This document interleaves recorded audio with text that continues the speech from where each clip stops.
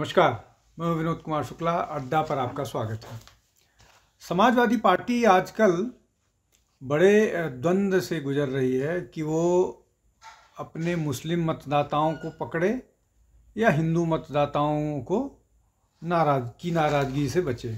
वो ऐसा इसलिए कह रहा हूँ कि हम कुछ दिन पहले हम लोगों ने जब कुंभ पर बात की थी तो उसमें ये चर्चा में मैंने बताने की कोशिश की थी कि किस तरह से अखिलेश यादव स्नान भी कर रहे हैं और कुंभ की आलोचना भी कर रहे हैं, तो वो अपने यादव मतदाताओं को नाराज़ भी नहीं करना चाह रहे हैं और मुसलमानों को खुश करने की जुगत में भी हैं। आज वैसा ही एक बार फिर हुआ जब महाराष्ट्र विधानसभा में समाजवादी पार्टी की विधायक अबू आदमी, जो अपने विवादास्पद बयानों के लिए जाने जाते हैं, इसलिए कि चुनाव के दौरान उन्होंने कहा था कि अगर हमारे 10 विधायक जीत करके आ जाते हैं फिर देखता हूं कि इस माई के लाल में इतना ताकत है कि मुसलमानों का कुछ उखाड़ पाए। इस तरह की भाषा का इस्तेमाल किया था। अब उन्होंने ये कहा है औरंगजेब को लेकर के कि वो न केवल उन्होंने मंदिरों को दान दिया, मंदिर बनवाए, बल्कि जो मंदिर को तोड़े जाने की बात है वो एक ब्राह्मण लड़की को अत्याचार से बचाने के लिए उन्होंने मंदिरों पर हमले किए थे, जिसके कारण वहाँ के लोकल मुस्लिम्स ने बाद में एक मस्जिद भी बना करके गिफ्ट किया था औरंगजेब को। इस तरह की बात उन्होंने की और वो उसको किसी भी तरह से डिफेंड करने की कोशिश कर रहे थे। हालांकि जब विरोध हुआ तो विरोध के बाद उन्होंने अपनी बात वापस ली और ये कहते हुए कि अगर इससे किसी के सेंटिमेंट को हर्ट हुआ है तो हम बात को लेते हैं। तो ये है विरोधाभास, मतलब ये द्वंद्व दूसरा है। उन लगातार अबू आदमी का कहना है कि वो तो जो इतिहासकार कह रहे हैं उन्हीं को कोट कर रहे हैं, लेकिन अबू आदमी लगता है इतिहास को भी बहुत सेलेक्टिवली पढ़ते हैं। अब इतिहास को लेकर के सेलेक्टिव पढ़ना, सेलेक्टिव लिखा जाना, ये जब भारत में पहली सरकार बनी थी और उसके शिक्षा मंत्री जो थे वो मौलाना अबुल कलाम आज़ाद थे, जिनका मदरसा एजुकेशन के अलावा और कोई वो नहीं था। लेकिन बाद में जो इतिहासकार बने वो ज़्यादातर इस्लामिस्ट थे, जिन्होंने इतिहास को एक तरफा लिखाया और उसी का परिणाम ये है कि इस तरह की चीज़ें निकल करके आती है। लेकिन अब ये जो मसला है कि अबू आदमी ये कह रहे हैं कि इतिहासकारों ने जो उनको बताया वही वो बता रहे हैं। अब इतिहास में जगह जगह लिखा हुआ है ओरिजिनल टेक्स्ट, चाहे मशीर आलमगीरी हो, चाहे यदनाथ सरकार ने उसका ट्रांसलेट किया हुआ, या और बहुत सारे जो ट्रीटाइज हैं जो दरबार में लोग थे उनकी बात है, वो सब ये बात बताते हैं कि किस तरह से औरंगजेब ने हिंदू मंदिरों को तोड़वाया। और उसमें ऐसे तो सैकड़ों मंदिर है, लेकिन जो सबसे प्रमुख मंदिर है वो काशी विश्वनाथ मंदिर है और दूसरा कटरा केशव देव का मंदिर है। इन दोनों मंदिरों के तोड़ाए जाने के एक साल के अंतर पर दोनों को तोड़ा जाए और ये मशीर आलमगीरी में लिखा हुआ है। इसके अलावा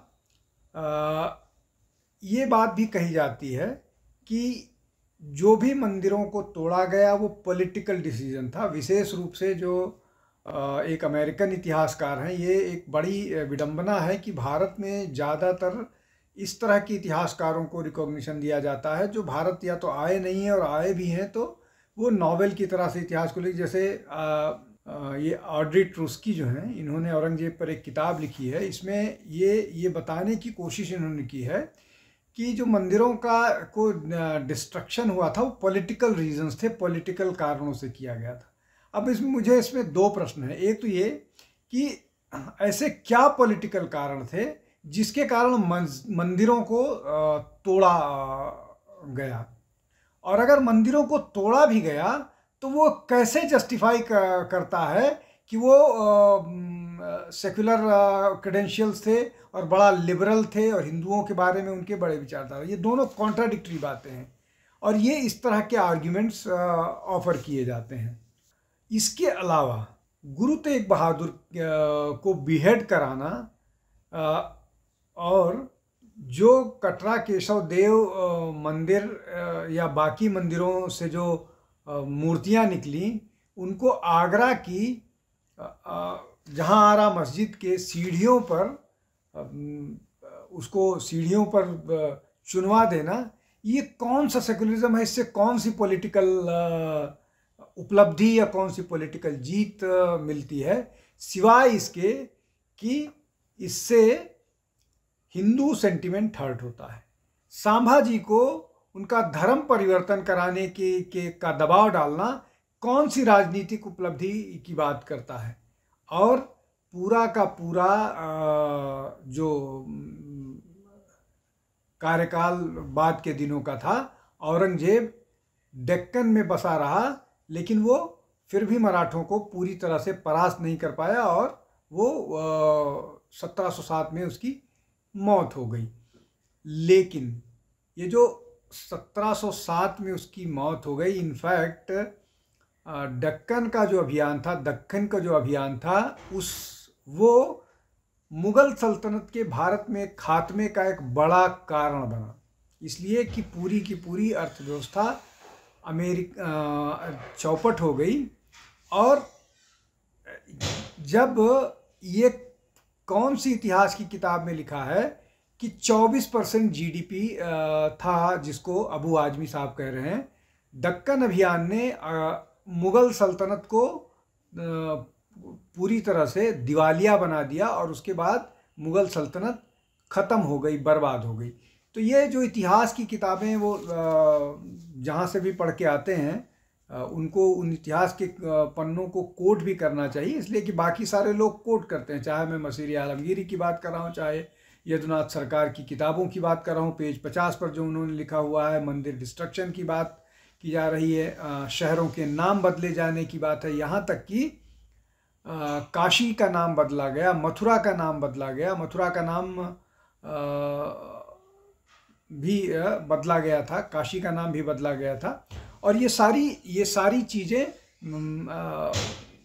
बाकायदा किताबों में वेस्टर्न ऑथर्स ने लिखी हुई हैं कि काशी को क्या किया गया था, मथुरा को क्या किया गया था। हालांकि पूरे देश में सैकड़ों शहर ऐसे हैं जो जिनके नाम बदले गए, चाहे वो बख्तियारपुर का स्टेशन का नाम हो, चाहे गाज़ीपुर का नाम हो, चाहे गाज़ियाबाद का नाम हो, चाहे फिरोज़ाबाद का नाम हो, चाहे मुजफ्फरनगर का बात हो, चाहे मुजफ्फरपुर की बात हो, ये सारे के सारे ऐसे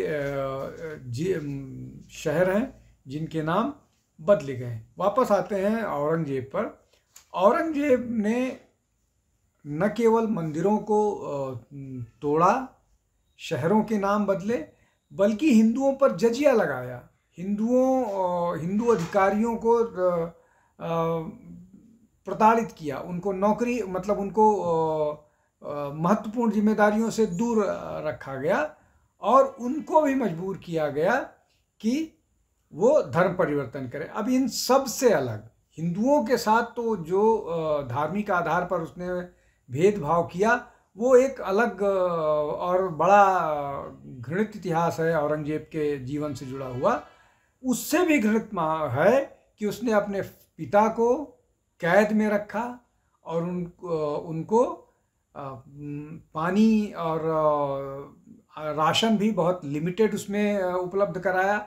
अपने बड़े भाई दारा शिकोह को की गर्दन काट करके अपने पिता को प्रस्तुत किया और अपने बाकी और भाइयों की भी हत्या की, अपनी बहन को कैद किया। ये सारी चीज़ें हैं। ये कहीं से भी किसी भी तरह से औरंगजेब की क्रूरता, औरंगजेब का जो अत्याचार है, जो औरंगजेब का, और ये निश्चित तौर पर कहीं से भी पॉलिटिकल से ज़्यादा धार्मिक उन्माद से भरे हुए मामले थे, जो एक के बाद एक और हर जगह मेंशन किए हुए हैं ऐतिहासिक तौर पर। तो कुल मिलाकर के ये जो अबू आज़मी बात कर रहे हैं, अबू आज़मी पूरा का पूरा ये एक पॉलिटिकल नैरेटिव गढ़ने की बात कर रहे हैं, उसको इस्तेमाल करने की बात कर रहे हैं। लेकिन आजकल ये जो तथाकथित सेक्युलर राजनीतिक पार्टियां हैं, इनको मुश्किल हो रही है, इसलिए कि अब इनका गिरेबान पकड़ने वाला एक बड़ा वर्ग हो गया है हिंदुओं का, जो सीधे तौर पर प्रश्न करने लगता है कि आपने इस तरह की बात की, उसका प्रमाण दीजिए, और इनके पास प्रमाण नहीं होता है। हिस्ट्री के फैक्ट्स को सप्रेस किया गया है, सप्रेस किया गया रहा है, और उतना ही नहीं, सेलेक्टिव केवल इस्लामिक हिस्ट्री पढ़ाई गई, मुस्लिम पीरियड की हिस्ट्री पढ़ाई गई, साउथ की हिस्ट्री नहीं पढ़ाई गई, नॉर्थ ईस्ट की हिस्ट्री नहीं पढ़ाई गई, या जो भी हिंदू रूलर्स थे उनको इग्नोर किया गया। मराठों को कुछ लोग पहाड़ी चूहा कहते हैं, कुछ लोग किस किस तरह के एडजेक्टिव से नवाजते हैं। ये इतिहास लेखन का दोगलापन कह सकते हैं आप। इतिहास लेखन में जो एक गैर ईमानदारी थी, वो रिफ्लेक्ट होता है, और फैक्ट्स को सप्रेस किया जाता रहा है।